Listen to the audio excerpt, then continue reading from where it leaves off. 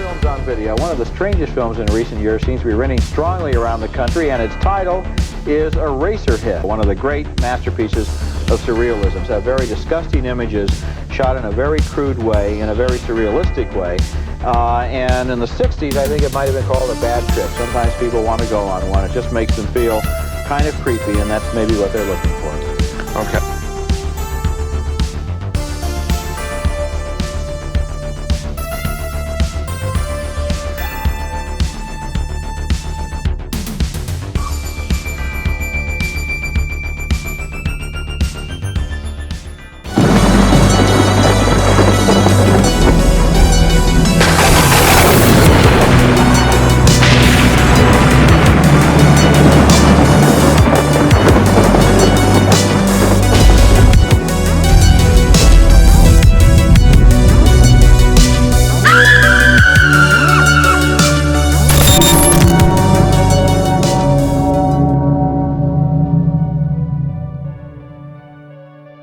Hey, what's up, everybody? Welcome back to Beyond the Gray Media. This is Josh here, checking in on you out there in YouTube land. YouTube, I hope that you're doing well. Welcome back from the long, arduous holiday weekend. We have another brand new work week.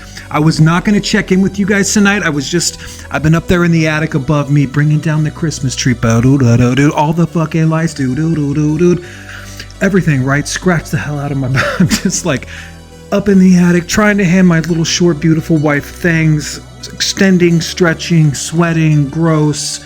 And then I started thinking about it, and I was just like, I gotta check in. I gotta see how you're doing. I wanted to check in tonight and just say what's up.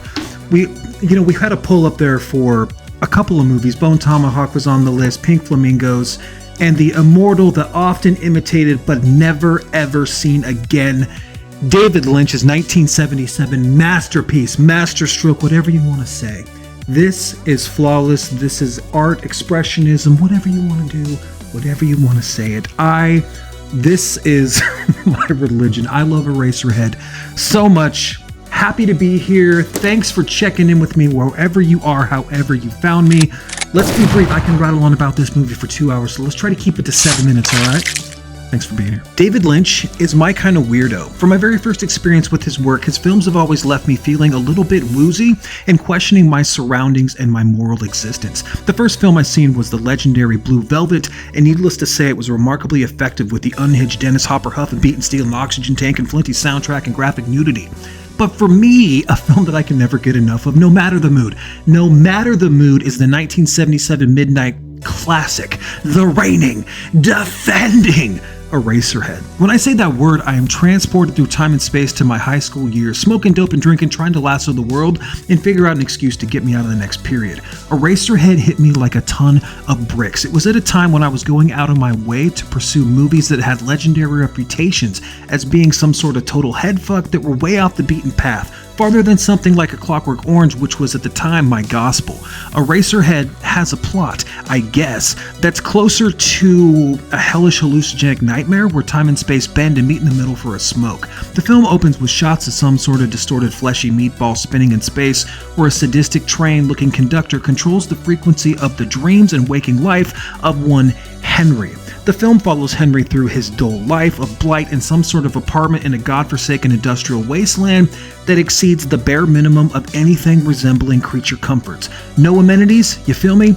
Just this drab, stark existence occupied by a loud, monotonous, industrial, deep rumbling of machinery and manual labor. The film's uneasy atmosphere was designed by Lynch's personal history of time in Philadelphia, where he was drawn to and repulsed by the eroding businesses and abandoned warehouses, quoting, "It was a very sick, twisted, violent, and fear-ridden, decadent, decaying place, but also beautiful if you see it in the right way." Back to the plot. Henry must have had what we assume is a one-night stand based on his behavior and the treatment thereafter of one girlfriend, Mary X. We can say girlfriend. Call it guilt or buyer's remorse, he decides to reluctantly settle down. Lynch has mused that the film is basically about his films of becoming a father for the first time. He was going through some real trauma with his expecting wife, and the film that came out was just a manifestation of his anxieties in reality. Nothing really prepares you for the strangeness and odd beat and meter of this film. Henry's first meeting of the in-laws is beyond awkward. In the scene that seems to go on forever, the family sits down to some sort of poultry-fried chicken that isn't ready to be eaten. Hard to make small talk with that table setting of wilting flowers and the father's unrelatable ramblings when Henry is ultimately given the honor of slicing the bird. So I just cut it like a regular chicken? Sure thing, it's man-made. It's new. Alright, upon first slice, the bird starts convulsing and dry humping the plate before spewing blood and chicken batter all over the platter. Stranger yet is the mom just rocking back and forth in some sort of pseudo-orgasmic state before the chicken is finished and the females just kind of scurry off. After the most awkward dinner ever, Henry is then peppered with questions about premarital sex from the mom, and he decides to do the right thing, and things decide then to go off the fucking rails. What we are shown next is Mary feeding the child who is lean, mean, and won't wean. Also, inside Henry's apartment, there is a radiator with the woman of his dreams who can carry a tune and also has the biggest cheeks I've ever seen and loves to squish sperm. Not implying anything there. Then we pan across the room to one of the most haphazardly built cribs I've ever seen with his newborn Spike. Now, I'm not going to assume Spike's gender. I have no idea. But Spike isn't your average infant. Something isn't right. For one, it looks like some sort of strange mix of like Dolly the sheep and a cow, some sort of chicken product. I don't fucking know. But it's weird. It's an alien baby. Something is going on. This child is the bane of poor Henry's existence. Day and night, it squeals, it screams, it cries, it shakes, it fucking spits up things. You can't figure out what's going on. It's a colicky goddamn mess. And Henry and Mary have a lot of sleepless nights. Eventually, Mary's had enough of Henry's fucking shit and this baby's shit, and she literally just packs up and leaves. She's gone. Henry is left alone with this colically calf-looking kiddo, and things go down. In between whatever reality this film seems to occupy and lodge, there is some sort of transition to dreams with the woman in the radiator singing, dancing, and squishing sperm. Really, there's a thing with sperm in this movie that I'm not totally sure what it is, but it's disgusting. There's a real meat to it, whether it's like there's a sound and a thwomp to it, right? Whether it's being waxed, squished, thrown at a wall. It's gross. It's nasty. Eventually, Henry has enough of this baby and the weight of being a father, and he decides to end it. You know, Eraserhead, it's often regarded as a cornerstone of surrealist cinema. The film presents the haunting exploration of anxiety, fatherhood, and the human condition. The wife gives birth to the grotesquely deformed baby. The creature referred to as baby embodies Henry's fears and insecurities about parenthood, about being a father, and that giant responsibility. Henry grapples with his new role. He's engulfed with this nightmarish reality where the boundaries of maybe his sleep-deprived nights, all that stuff, when you're a first-time parent, your sanity does kind of blur and the weight of your existence becomes a little bit changed. What makes Eraserhead so profoundly affecting to me is it has this ability to evoke this like visceral, emotional response without having any real narrative structure. It's just lots of you have to see it. You got to see it to understand the music, the way it's filmed, the set pieces, the fast forward, the fast backward, the dream state. Everything about this movie for me works. The sound design, the atmosphere, it reflects this madness that Henry's going through, this inner turmoil. Yeah, I mean, it taps into the universal themes of existential dread. Once that terror of the unknown, it becomes relatable to anyone face those uncertainties about their life, especially first-time fathers. That is a real thing. Eraserhead invites the viewers to interpret the meaning personally. So it fucks me up when I watch it. I'm always like, oh my God.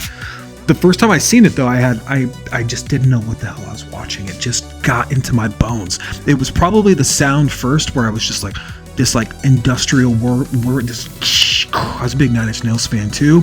So the music and the soundscape just fucking took me on this other plane.